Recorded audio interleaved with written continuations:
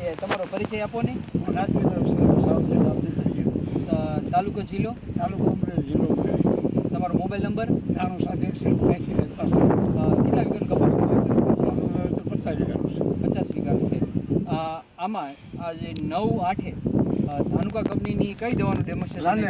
લાનેવો દવાનું. અને કેટલા ml પંપમાં નાખી છંટકાવ? 25 મિલી. આજે કેટલા દિવસ થયા છે?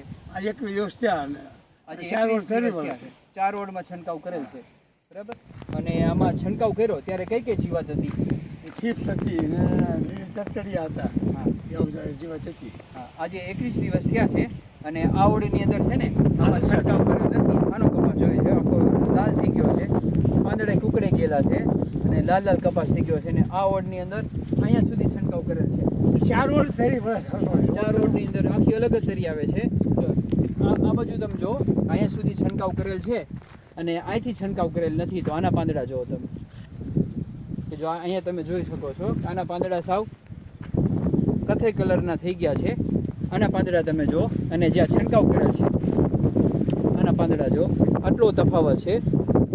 લાનેવો દવા 21 દિવસ થઈ ગયા છે, આવું રિઝલ્ટ છે. તો બીજા ખેડૂત ભાઈઓને ધાનુકાની લાનેવો દવા વિશે શું કહેશો?